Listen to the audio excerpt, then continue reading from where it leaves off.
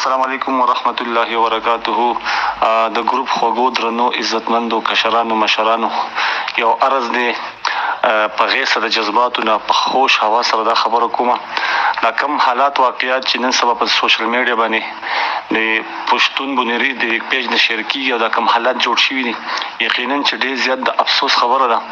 چونکه زه خپل متعلق خبره کومه، د ټول نه بیا زیاته د افسوس خبره ده چې نن زما او ستا په علاقه د پښتو د ژبې د دې علاقې نه یو سړی زما او ستا د نبي په شان کې داسې ګستاخي کوي او د الله تعالی جل جلاله د هغه د شان متعلق چې نازیبه الفاظ استعمالي، قرآن مجید متعلق چې نازیبه الفاظ استعمالي، دا ټول به تاسو کتلی.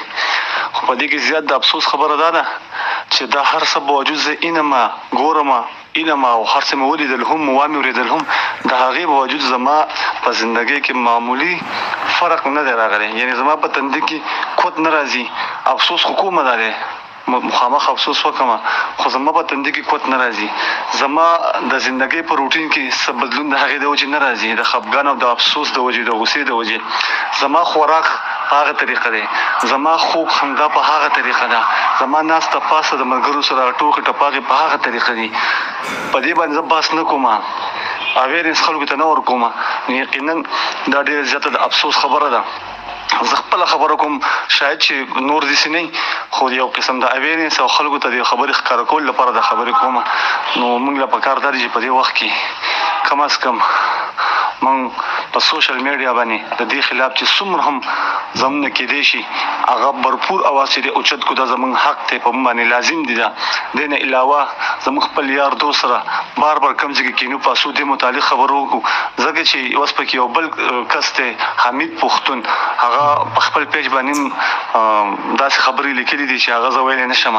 او هغه سړی هم د دې سوات دی، هم میډیکل کالج کې سبق ویلی دی، هم په دې سوات کې پاتې شوی دی. نو داسې نه ده معلومه چې نو څومره دومره کسان به وي چې هغه به دا ذهنیت لرونکي وي. نو کم از کم موږ له خو څه د افسوس اظهار پکار دی. بل کم مشرانو چې ځای په ځای د احتجاج کولو ویناګانې کړي دي، هغه که د هر قسم پارټۍ سره تعلق لرونکي دي، زم د هغې سره کار نشته دی. چونکې په دې وخت کې خبره زما د نبي د ناموس ته د عزت ته، نو زه په هر میدان باندې که زما نه جاني څوک قرباني غواړي هغې ته به تیار یم، که زما نه مالي قرباني غواړي هغې ته به تیار یم، که زما نه څوک وختي قرباني غواړي وخت به م ورکوم. نو دومره درخواست دی چې په دې کې موږ خپل کردار خامخا ادا کړو. موږ قوم پرستۍ ته دومره وردننه شوي که نه چې اسلام چې دی هغه زموږ نه ير دی.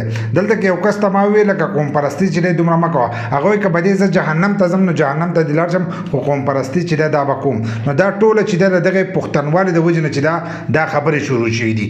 لکه کم چې د موسی هغه واقعه راغلې، د هغې نه وروسته چې دی دا قسمه معاملې چې دي دا شروع شوي دي او نور به دا هم سیوا کېږي. خو دا قسمه پروفایل چې تاسو له راځي څنګه چې ما تاسو ته مخکې ویډیو کویلو، دا په مخه راپورټ کوئ او ختموئ.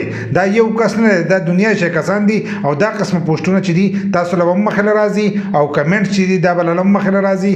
په قسمه قسم پوسټونو باندې چې دی کمنټس هم کوي. نو دا قسمه پروفایل چې دي دا مه پرېږدئ او وردننه کېږئ. خپلو ملګرو ته هم وایئ چې تاسو هم په دې کې ملوث یئ، ځکه دا کس چې دی دا ستاسو سره یو ځای دی، دا پیج د سره یو ځای دی، یا کم کس چې د هغه پرنټ دی هغه ته وایي دا ستا سره پرنټ دی، ځکه هلته کې تاسو ته ښکارېږي، نورو کسانو ته نه ښکاري. کم کس چې ملګري ورسره پرنټ وي نو هلته کې تاسو ته چې دی دا شو کېږي. نو دا قسمه خلک چې دی د هغو مخنیوی